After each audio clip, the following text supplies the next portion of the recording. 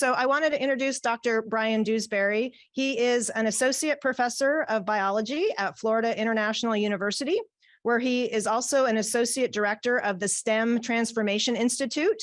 He received a bachelor's degree in biology from Morehouse College in Atlanta, Georgia, and his master's and PhD in biology from Florida International University in Miami, Florida.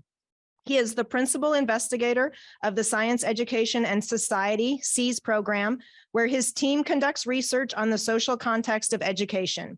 He is a fellow of the John N. Gardner Institute of the Rios Racially Just, Inclusive, Open Sciences Institute.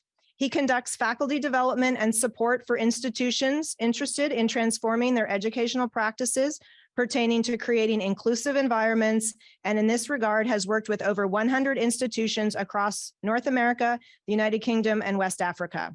He is the co-author of the upcoming book, Norton's Guide to Inclusive Teaching, and author of the upcoming book, What Then Shall I Teach? Rethinking Equity in Higher Education.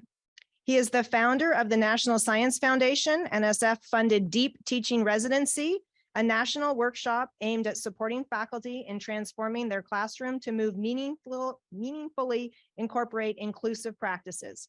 Bryan is originally from the Republic of Trinidad and Tobago and proudly still calls the Twin Island Republic home. So with that, welcome, Dr. Dewsbury. Thank you, Brooke. Then thanks for having me. I'm looking forward to spending some time with you, and I'm glad we got a chance to do some reading before I came, because I think it certainly does make our conversation here just that much more deep. All right, good afternoon, everyone. Every time I get to tell this story, it feels like I'm telling the story for the first time, and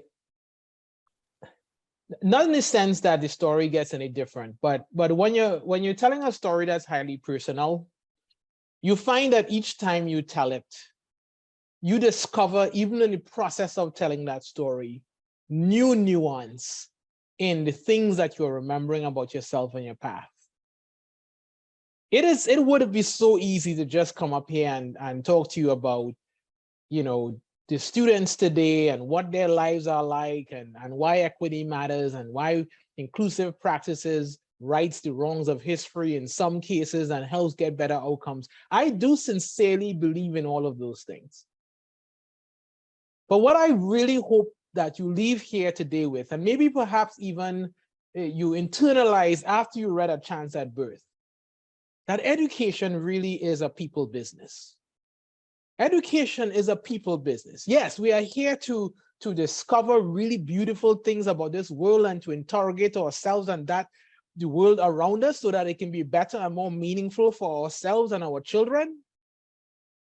But the process by which we do that is a process by which we understand what it means to motivate students, what it means to convince people to challenge their own mindsets, what it means to convince colleagues, what it means to convince administrators. And so if this is in fact a people business, which I submit to you it is, a big part of being in a business like that is understanding who you are.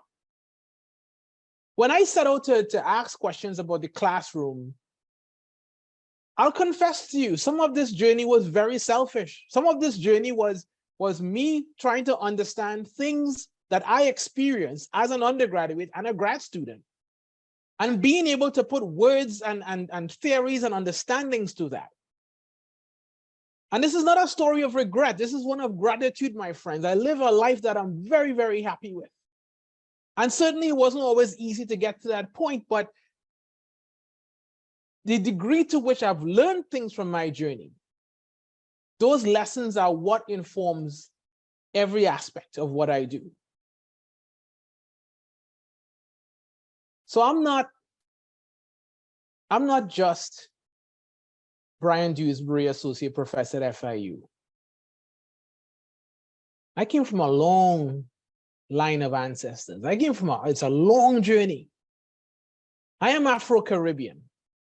I am African descent. I was born in Trinidad.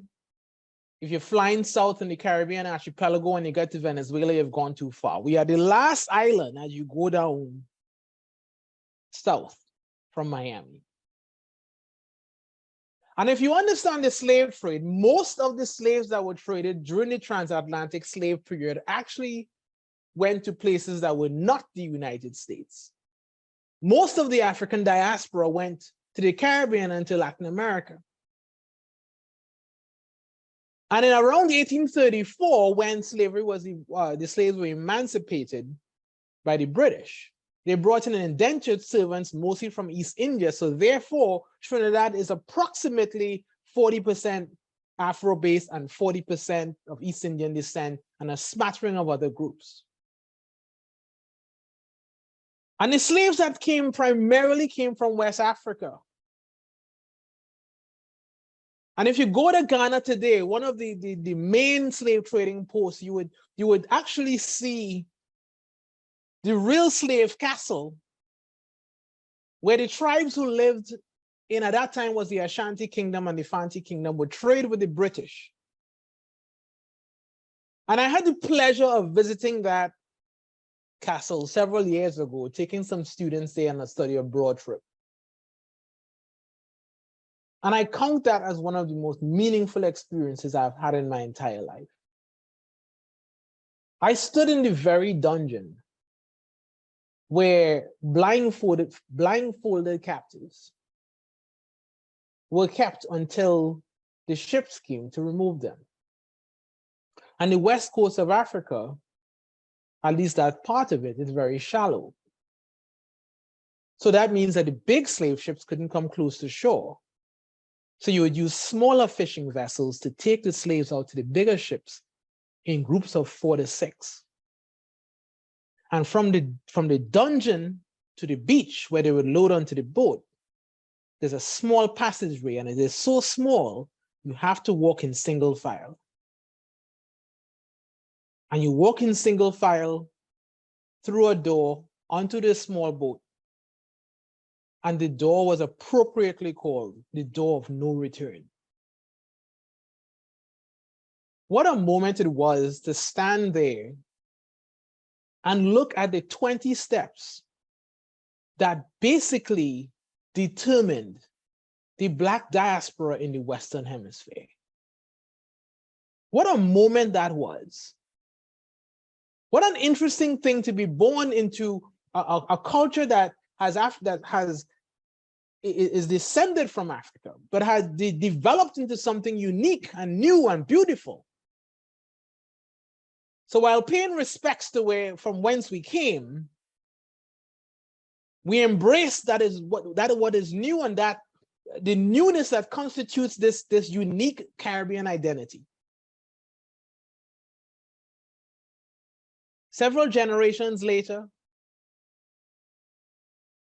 2 brothers from Barbados come to Trinidad with the last name Dewsbury, and the grandson of one of them is my father.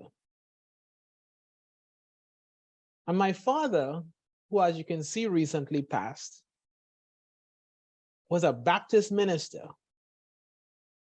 And you know, it's one of those things. I don't practice Christianity anymore. But it's one of those things where, as you grow older, you are able to now put words to some of the experiences you've had that maybe at the time you couldn't quite understand. You couldn't quite understand why you made certain choices. And you couldn't understand fully how the experiences that you had growing up in a particular environment might come to inform the choices you made as an adult. So the Baptist Church, my friends, came out of the Protestant movement. There was this idea that anybody should be able to access the love of God. That it shouldn't be left to people who went to universities and schools, and it's not to say it was fully intellectual, but here's why I'm making this point. A lot of the Baptist churches were located, at least in the Caribbean, in very poor farming communities, deliberately, because the goal was uplift. The goal was to say, no matter what your station in life is right now, as a community, with love for each other and with making the right decisions, we can orchestrate a better future for ourselves right here on earth.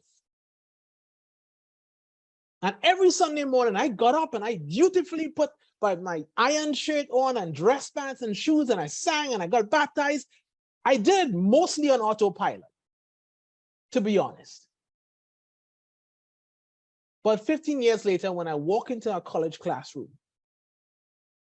I understand the power of that message. No, my friends, I don't preach Bible sermons in class. There are days I'm tempted to pick up offering. I'll confess that. But in the same way, my father viewed the members of his community as people who had bright lives ahead of them, if you are willing to believe that.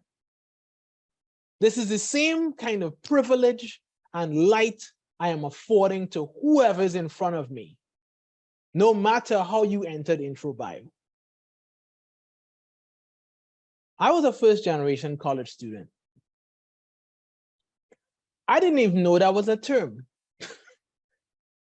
And I bet you many, maybe now more than before, but we have to remember that a lot of these fancy terminologies we come up with and write papers about and give speeches about, that's our thing. When last did a student walk up to you and say, "Professor, I don't feel a sense of social belonging"? Like, we don't, students don't talk like that. So that's why we in our positions have to have the social radar that picks up on the cues that is letting us know that we have to attend to more than the cognitive. But as a first generation student back in 1999, I don't know. I thought my job was to just do college, just go there and get an A. I didn't know there was a curriculum, a hidden curriculum. I didn't know that navigational and social capital was a thing. I didn't know that going to talk to my professor when I was struggling was an okay thing to do. I thought that the 3 hours a week that was assigned for this particular subject matter was the opportunity I had to prove that I was good at this. And if I couldn't hack it during that time, then I was the problem. I went to historically Black college, Morehouse College, and they had freshman orientation. At least that's what they called it at the time. And as a group, the entire first year class, we got the look to the left, look to the right speech. And you know what? They were right. A lot of us weren't there the next year. I mean, I got lucky, I was. But from the second day of class, you are already being told that if this doesn't work out, this is on you. This is a bench in the middle of Morehouse's campus. At the end of orientation week, my parents sat me down on this bench, which I came to find out later, staying for orientation week is something first generation parents do. And they sat me down on this bench and they said, "Bryan, we've taken you as far as we can. The rest is up to you." It sounded dismissive. It sounded almost as if they were giving up on you. At the time, I didn't quite understand why those words were chosen. But I eventually did. Because I went to Morehouse College on a full scholarship, tuition, room, and board. And people ask, "Bryan, did you choose Morehouse, because of the historically Black experience and the history?" No. They gave me a full scholarship. What part of full do you not understand? Like, this was an economic decision. I was an international student. Like, either the entire thing is paid or I'm not coming. That's the binary we need to understand here, right? I had a great time, don't get me wrong, but the choice was an economic one. And so as these things go, you need to maintain a particular grade point average in order to keep that scholarship. So initially, your boy was coasting, because having gone to school in the British system, I essentially did the first year and a half of college in secondary school. So that material wasn't new to me. And then came the twin towers of organic chemistry and physics. And I stared at them with eyes aghast. And I saw the C's coming, the C's piling up in the quizzes. And you start telling yourself, oh, you'll be fine, you'll figure it out. And then you look up and you realize there's a month to go to finals. And you're in a class that gives 3 high-stakes exams, 4 high-stakes exams. So you have precious little opportunities to gain points. So you lose enough of that and you start doing the math. And I tell you, I've never seen a student as skillful in math as one who has to calculate their GPA if they're about to flunk out of college. They'll go from college algebra for Calc 3 when it's time to calculate that thing, because the stakes are different. And I'm sitting on my dorm bed, which Morehouse claims was a twin. I beg to differ. And and you do that thing, right? You say you have to get at least this number for you to have a cumulative GPA that's above the cutoff. And when I saw what I needed on the final, I started to physically shake on that bed. And I thought about what I would say when I call my mother to say, I let you down. It wasn't just I let you down, it's that I know my dad was one of 15. I know they were homeless for 5 or 10 years before he actually got somebody to save them. I know there were 6 dads at one point. I know my mom was one of 8 and was given to somebody else to raise. I know there were times they would pretend that they ate already so that we could be fed. I know that I grew up middle class in terms of what I saw every day in my life, but I know a lot had to be sacrificed in order for me and my siblings to experience that. So this is not just a phone call. This is the accumulation of all the effort of several people to hopefully push family forward and say, this next generation will do slightly better. And I'm looking at that one physics exam and saying, it all could end with that. This may sound dramatic, but I promise you, there are many of your students who are sitting down and making that exact same calculation in much less high-stakes situations in several of your classes. I don't curve. I don't believe in it. It's not my style.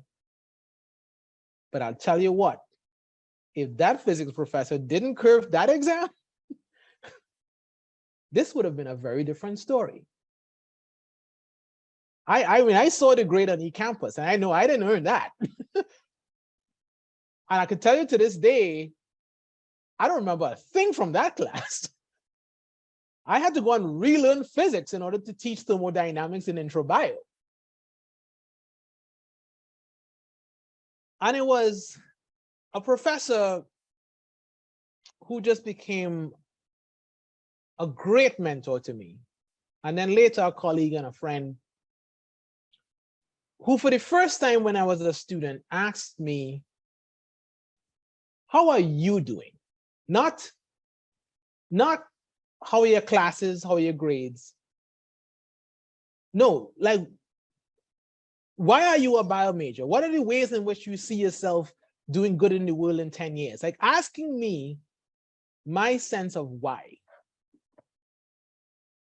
And it forced me to take a step back and reevaluate the classes I was choosing and the plans I was making for my career. And here's why that was critical. When my parents said, we've taken you as far as we can, what they're saying is, when things hit the fan and you call home, which I eventually did,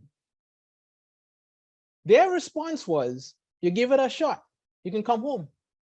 There's no shame. We tried. My sons are 8 and 5. When they go to college, assuming they choose to do that, if this were to happen, you know what I'm doing. You know from the day they set foot on campus, introduce yourself to your professor. Look at the different majors. Don't rush into my dad wasn't going to ask me about metacognition. He wasn't going to ask me if I taught the material to someone else. Just go and get grades. That's what we know. But my professor knew. So there are times when we, as faculty members who have the privilege to oversee these classes and be a part of this experience, there are times that the capital we bring to that experience is the capital that our students not just need, but critically rely on. So do not undersell or undervalue that relentless welcome, as Peter Felton likes to say, that you bring to every day of class. You know, when I was in grad school, I was, like most science grad students, advised to avoid teaching as much as possible. In fact, I was literally told that if you want to be successful here, what you do is you try to teach as little as you can, because that's not why you're here. Which, if you just think about it for 20 seconds, is a comically unfortunate thing to say about a degree that in theory should prepare at least most of who's taking it to be teachers in a classroom. And to be explicitly told that the thing that you're actually going to spend most of your time doing when you become a faculty member, you don't have to worry about that. Come back to lab. It's safe here. Anyway, I had a good time. I did marine biology. I had over 6,000 dives in Florida. And you know, you all will laugh at me, but I did undergrad in Atlanta, and I moved to Florida for my grad school, partly because Atlanta was too cold. Yeah, I said it, it's too cold. I grew up in the equator, and Atlanta at that time was too cold for me. So Florida it was. Great time. And I did 2 degrees. I did a master's and a PhD. And when I returned to do the PhD, I had to come off of the graduate assistantship that paid for my master's, right? Because PhD is 6 years at least, and you know, harder to find funding. And I just had a wonderful experience, right? The guy who was leading the TA training basically said to me, you know, Bryan, you're a funny guy. You'll be fine. You don't need any trainings. So that was my training. And you know, I got the pleasure to teach this wonderful group of students that you see in front of you. And if you come to my office now, you would actually see the same picture, because they more than anything remind me of why I do what I do today. Right? And it wasn't the biology, right? The bio I enjoy, don't get me wrong, but it was listening to their stories. It was teaching at a school that was and still is one of the largest Hispanic serving institutions in the United States. And that's in a city called Miami, Florida, which has a very particular and unique demographic layout that has an immigration pattern that informs its politics, that informs its language, its vibe. And FIU being, I wouldn't call it a commuter school, it used to be one, but most of the population still is local. So the degree to which you understand the local community, you better understand who's in front of you. So when the students talk about being first generation Americans or being the only ones in their family who speak English, and being told by grandparents and aunts and uncles, pero abuela dice it, my grandfather told me, you must pursue medicine, you must pursue law, you must pursue engineering. They were given a list of options, a list of 3 options of careers to choose from, because the calculation was about moving into the economic middle class. So when we were in here talking about butterfly wings and cell replication and beautiful things, mind you, they're thinking I have a band of people relying on me. every C counts.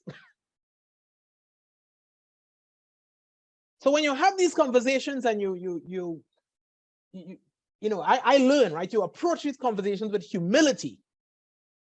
You learn about what it means to be in that space. And then in these conversations, at least in my situation, some of it reminds me of myself, right? The fear factor associated with approaching professors, the doubt, the social belonging issues, the nuanced way in which students navigate identity and race.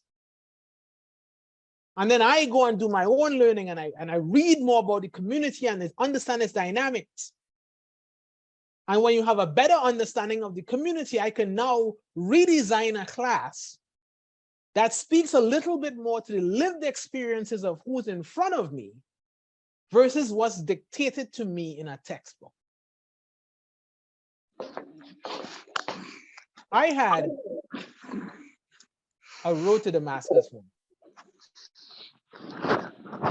I thoroughly enjoyed marine bio. I really did. I had a blessed 10, 11 years underwater. But sometimes you run into some things in your life that speaks to you, speaks to your heart, speaks to your soul in ways that transcend systems, it transcends structure, it transcends paychecks and titles.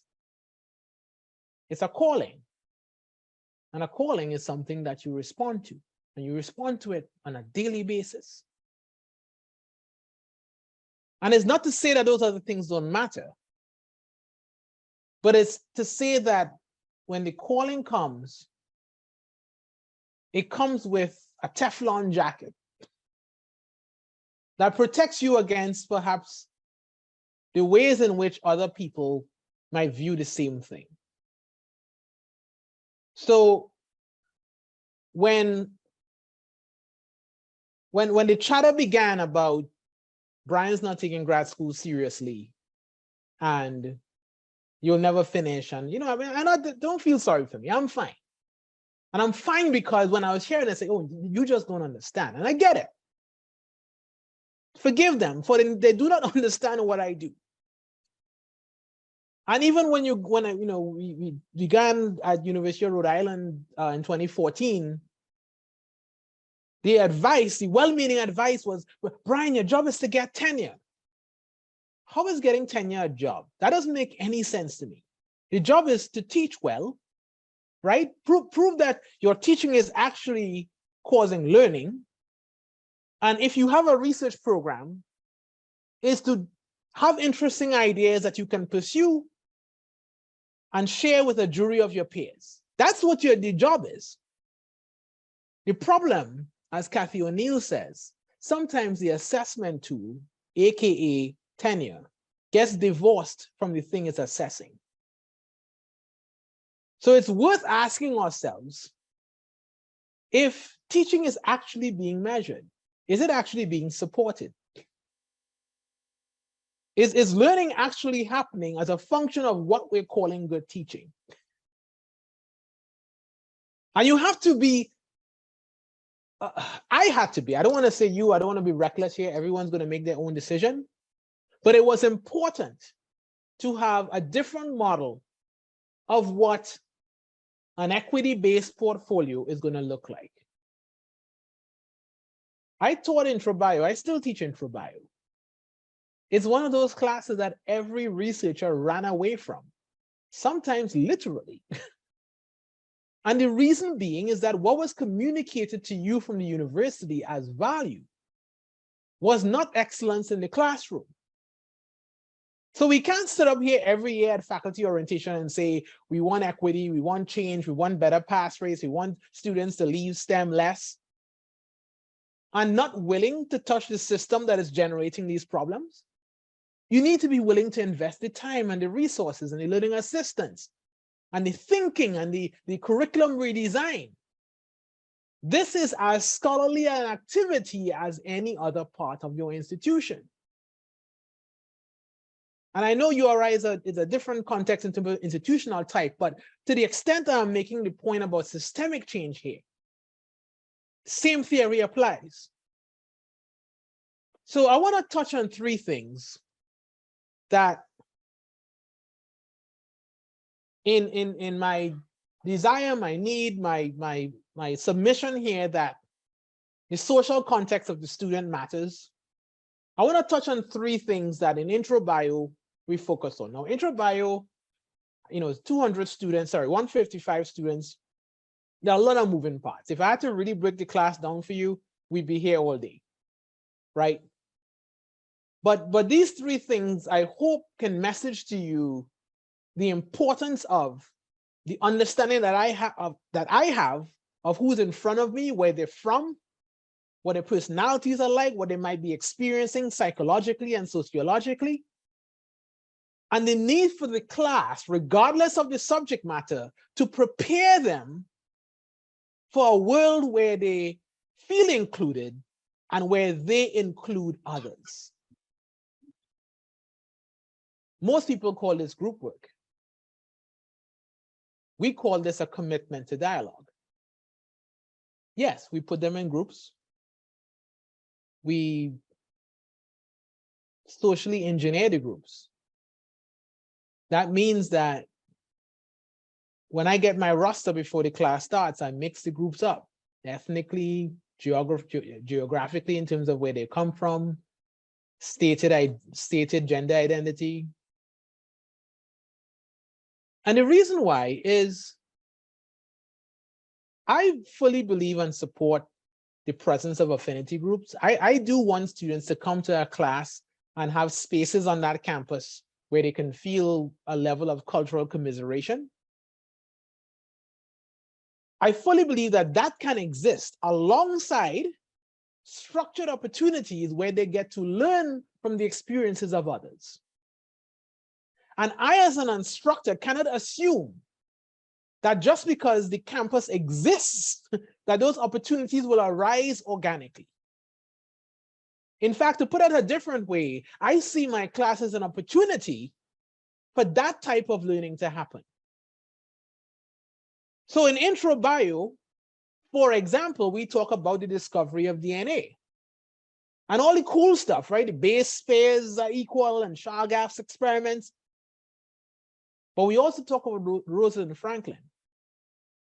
And we use that as a conduit to talk about women in science. We use it as a conduit to talk about the culture of science. And when we give them case studies, we have them assign roles. Maurice Wilkins, Watson, Crick, Rosalind Franklin. Imagine yourself in those situations, and they engage in really difficult dialogues about that. And I know that some of these dialogues will bring up some fraught emotions. It might make people feel uncomfortable. So Bryan is not careless. I need to prepare you for that. So on the first day of class, we go through a process called guide posting. And we talk about not rules, not laws, guidelines. A list of statements that are meant to set the cultural norms that will guide the discussions that we will have. Respect silence. When things get difficult, turn to wonder. Respect someone else's truth.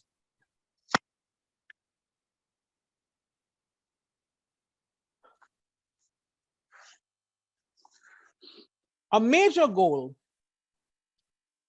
let me restate that.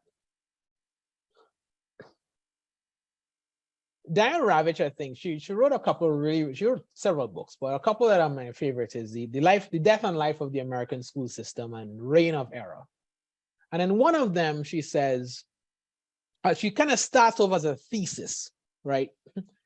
That what you actually want, like just writ large, let's take all of the inequities aside. What you want as an instructor, as a school, as a system, excuse me, is for that student to be in that classroom unencumbered, fully unencumbered, and fully present to engage in the beauty of what it means to learn. I know it sounds a little bit like a pipe dream in some situations, but we have to have an imaginary from which we can backward design from. Because then the scope of work for us becomes, how do you, to what extent can you to what extent can you reduce some of those barriers? in order to ensure that students are fully present. And she goes on to say in one of her books, don't talk to me about school reform until you talk about universal health care, until you talk about health care for prenatal mothers, until you talk about income inequality in communities. Don't put this on the school. So in the same way, I'm not saying that your class, whatever it may be called, is responsible for solving all of society's inequities. But I'm saying that if we understand psychologically and sociologically how some barriers can be present, we can design to avoid or mitigate them entirely. Not all of these things, my friends, have to be super expensive. I'm not the like burn the building down kind of person, right? I'm not saying that here. I'm saying that if you kind of look at how messaging happens, you might start to see different things. You might be amazed to know how many students over the years have told me that they thought office hours was when the professors got a chance to check their email, which is laughably inaccurate. Like, first, you think I could check all my email in 2 hours, 1 day a week? Anyway, sidebar. But I remember Bryan. I remember Bryan when biochemistry was falling apart and when organic chem was falling apart, and somewhere in my head there was a voice saying, go and talk to the professor. But then there was another voice saying that that person just didn't have a vibe that seemed approachable and didn't always seem so busy, and everybody else seemed to know this stuff and you didn't, so you didn't want to stand out in that way. And then you get dwarfed by the enormity of the task that is in front of you. We call our office hours student hours because it's for the students. And we hold the office hours, we hold the student hours in the dorm. Not the dorm room, that's creepy. In a room in the dorm building on the first floor, there are 50 chairs, 5 whiteboards. We average 30 to 45 students a week.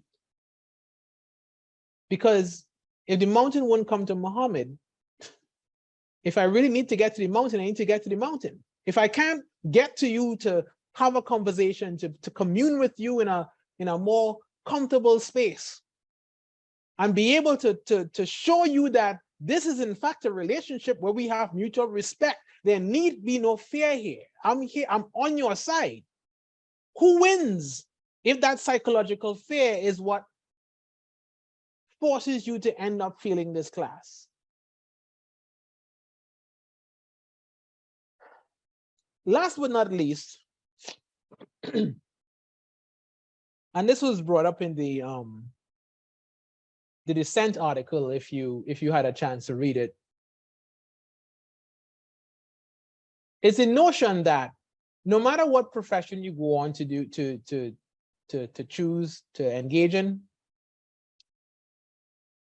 Paulo Freire tells us that critical consciousness is the degree to which we understand how power manifests and unfolds in a society. This is not to say that all power is bad. This is not to say that once people are in power, that they will always do bad things. It means to say that what underscores dialogue is the notion that we have to be willing and able to hold people in power accountable. I really wish I was there physically with you to do the chance at birth activity. And if you read the article, I explained why we renamed it a chance at birth, and that's partly to remove the over focus on the term privilege.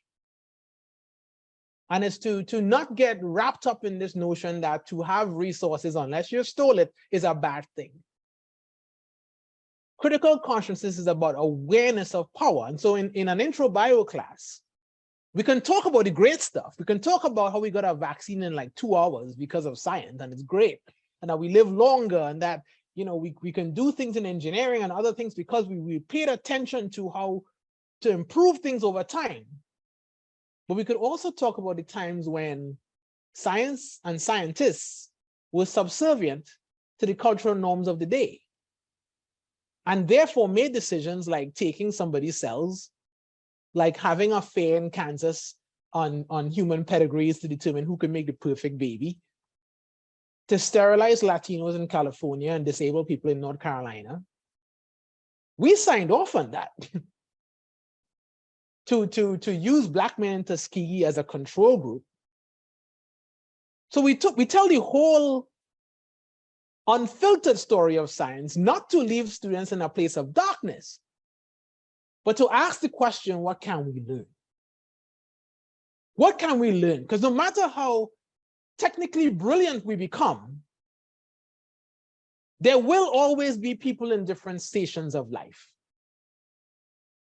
And when you are asking scientific questions, when you are making decisions, when you are in positions of leadership and power, how do you account for the different voices who are not at the table, particularly those who don't have the power that you might have?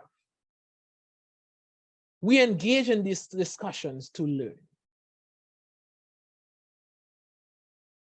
You know, one of the things with tenure at a research university is that it's typically 6 years, right? And so what it does is it messages that you have to come up with your Nobel Prize winning discoveries in that time, or else, you know, you have to leave the institution.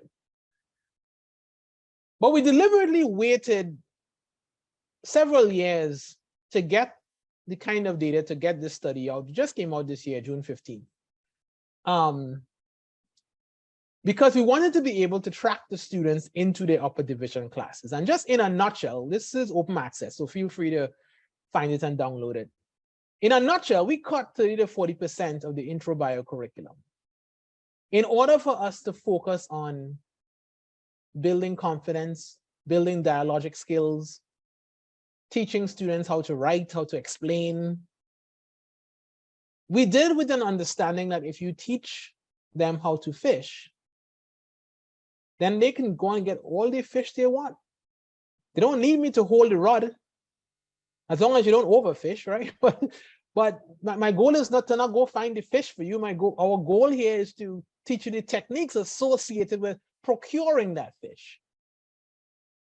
So we close the gaps in the intro class, but of course the pushback was, well, you know, they'll fail when they go into the next class because you didn't tell them chapters 6 and 7. And you will see in the paper that not only did they do better, the gap between the students in the bio classroom where the content was cut versus the others, the gap widened when you look at their performance in their sophomore year. So the Black students who this primarily affected in a positive way, those are the ones who primarily comprise the 30% DFW rate that we met when we got there. Those are the students that you're now giving a chance because you're willing to say, let's talk less about stuff and let's find the brilliance in you and show you how to exercise that. I still maintain that life is beautiful. I do. I don't feel that every single day, but I would say on average I do. And if I didn't, I couldn't do this work. I couldn't give these kinds of speeches. I couldn't run these kinds of workshops. I do it because I think, like MLK says, the arc is in fact bending towards justice. And I'm daily I am inspired by watching the lives of these two rascals, love them, but Jesus Christ. And the different life that they will have, right? And to the extent that I learned anything from my own, being a child myself at one point, and feeling some pressure, but also privilege to make that next generation slightly better, I sit and wonder what their American experiences will be like, right? They are half Trinidadian, half Jewish, born in Miami. They look Hispanic, kind of. They're very weird, right? I'll do my best. But I do this kind of work. We have these kinds of conversations because we have no control over the circumstances into which we're born into. But what we do from here on out, not just with our children, but with our students, we can make a lot of really powerful decisions. So I hope that in the session afterwards, in the deconstruction and in your future work, you get a chance to talk about what those things can be. We wanted today to focus on making the case for that. One of the things that I found remarkable when I looked at the spreadsheet that came up as a result of you filling out the chance at birth questions, it's all over the place. I'm not physically seeing who's there in the room. I don't know how diverse the crowd is, but I could tell you that I've done that activity at about 100+ schools, and the graph looks the same. It's anybody's guess who here grew up in a bad neighborhood or grew up with resources or without. I'm not making any binaries here. I'm saying the chance at birth is what it is. But what we can do is understand that if the birth circumstances are different, regardless of that difference, there's a lot of leveling we can do if education is rightly structured. So I want to share with you one more thing as we close. Been working on a project with the Norton Book Company with some wonderful, brilliant colleagues. This will be a free ebook, comes out in December, and it'll be a guide to inclusive teaching, and I'll just give you a highlight of what's going to happen. Let me make sure and share my sound. Yeah.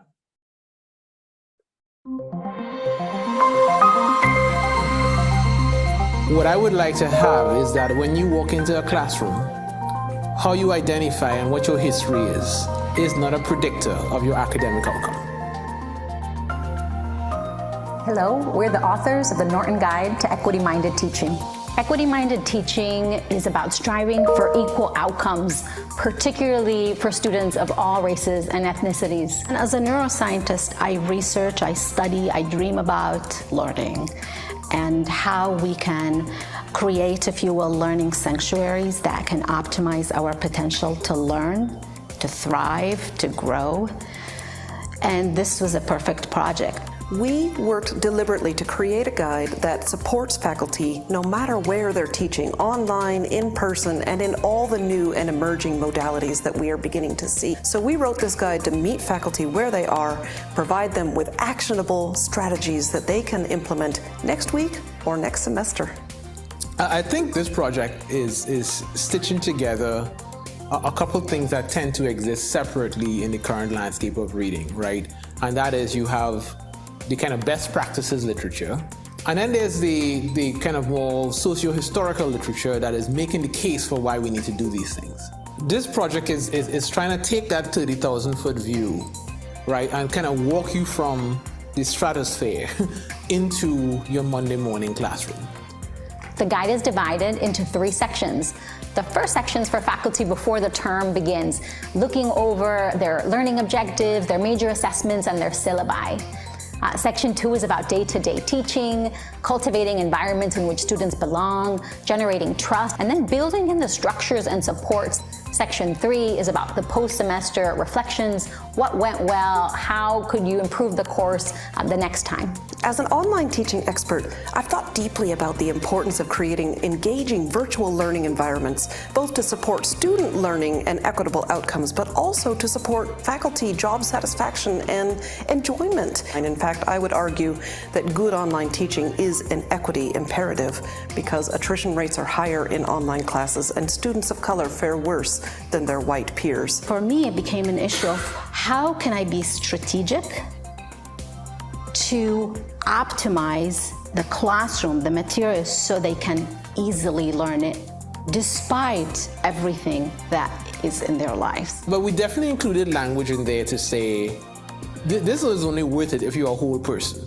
I love that we included that kind of self-care language in it because that is what makes this effective. Like you come in feeling included as well. I was also very pleased that the resource is being made available as a free ebook to all instructors. We invite you to share this ebook. We welcome you to this community, and we will enjoy learning from you in the same way we learn from each other, putting this guide together.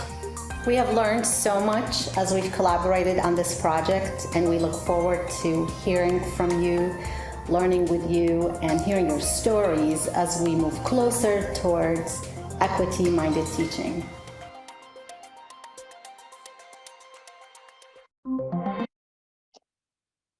Thank you so much.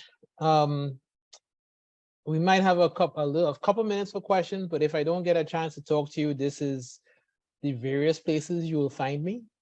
And even with email, some of my best conversations have happened after things like this, and something comes up in your head 2 weeks from now and say, hey, Bryan, what was that thing you mentioned? And I will respond, because I really do enjoy talking about this stuff. Thank you so much, and I hope you enjoy the rest of your day. Bonnie. Hi, Bryan. Thank you so much. I enjoyed that, your presentation. I'm curious if you have a list of your guidelines that you had mentioned kind of towards the end of your talk about how you kind of set up dialogue. Do you have those somewhere? I do have it. And if you want to email me at Dewsbury, I'm just going to put it in chat again. I'll just reply with it attached. I mean, I could also send it to Brooke, and she could send it to everybody. That'd be, I can happily do that. Yeah. Great, thank you. I'll do that, yeah. We have a question in person. Let me carry the mic up to Christina. Hi, Bryan. Thanks. Could you talk a little bit about what resources and supports you have at your home institution and what the leadership of your institution does to support your efforts and those of other faculty? Yeah, I'll talk about my previous institution, because I've been back at FIU for near about a year, and the support here is good, but just because I showed you data from URI, I think it's more appropriate. I'll talk about that.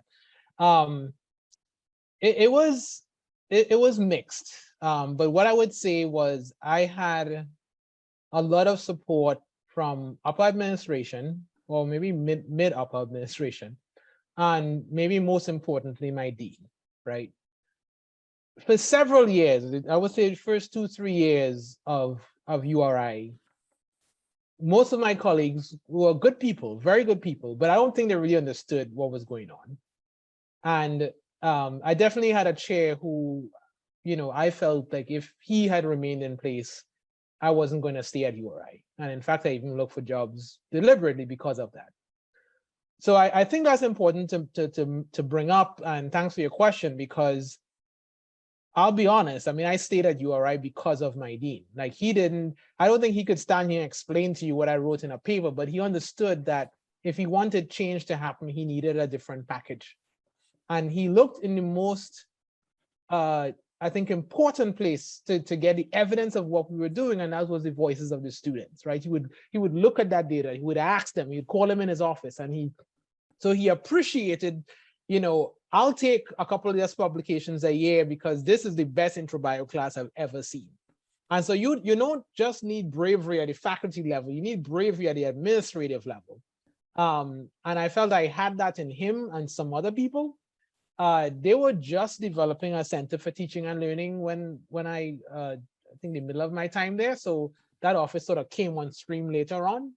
But yes, my support was very much centered in that office and a couple others. Hope that answers your question. Thank you. Do we have any other questions on Zoom? Yeah, Paula has a hand up. Hi, Dr. Dewsbury. I'm so inspired by your talk, so thank you. And I didn't know if you had some quick suggestions for when we have an online class and the students just sort of aren't really vocal, they're not really showing themselves, and I want them to come out of the screen and engage with me, but I have to create a safe space first before they're gonna be vulnerable and speak. Do you have any quick thoughts on that? And I do look forward to your ebook. I'm sure you have good ideas there. Yeah, well, I was actually going to bring up that ebook because one of the authors in the ebook is Flower Darby, who is a really, really well-renowned online teaching expert. And so if she were here, she would have like a whole other seminar for you. But I know one thing she shared with me that I think could be a nice quick suggestion here is how you set up that online environment before the semester begins is really important. So even things like having everybody do like a 2-minute flip grid video, I think it has a new name now, but sort of add, kind of personalize the name. So I think there's even studies showing that when you do that, it decreases the meanness in the forum, because now, now you're talking to a person whose name and whose face you could see and things like that. So having activities like that, that kind of is non-content, that just sets a tone. I just want to know who you are, tell me a bit about yourself. And that leads to a little bit more engagement later on when everybody has to be on a Zoom screen. But I'm sure she'll have a ton of others. Thank you. Thanks.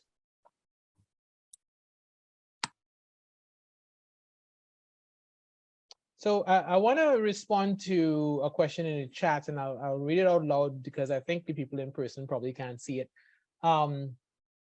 It says in your article, you mentioned STEM teachers have more resonance with the steps forward and back.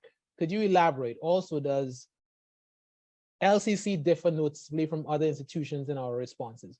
I'll answer the second question first. No, it doesn't. It's a spread. Everybody's a spread. Like, you know, when I have a paper right now where I've collected some data on the forwards and backs and in different institutions. And just, we did some coding because we usually have people reflecting it, and we're going to publish a paper on the themes from that. But in terms of the actual spread, it's been pretty much the same. There are some people who have a lot of resources in their life and haven't had to go through a ton of barriers, and there are a lot of people who haven't. And you can imagine, since I mostly do this in higher ed audiences, my audiences are mostly white, and the spread is the same. Like, it's, so this is not necessarily an ethnic thing. I will say there was one university I went to where everybody stepped forward for forward and nobody stepped back for back, and I was creeped out. I'm like, how could you even make that happen? I don't know, man. That was weird. But other than that, everybody's more or less like you guys. To your first question, though, what I was referring to in that is,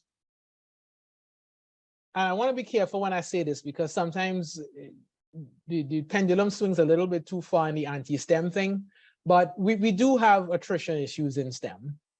And several colleagues of mine, myself included, have demonstrated that a big reason that the attrition happens is not because people can't do math or can't do biology or can't do chemistry.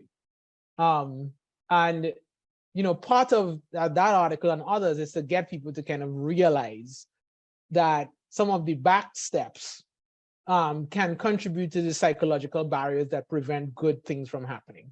So that's what that meant, kind of trying to connect the social to the pedagogical. All right. Bryan, thank you very much. We appreciate your time. Thank you so much. And yeah, feel free to reach out if any other questions come up in the debrief. I'm happy to take them virtually. And I'll get a list of all of the resources and links from you and share that out to faculty on campus.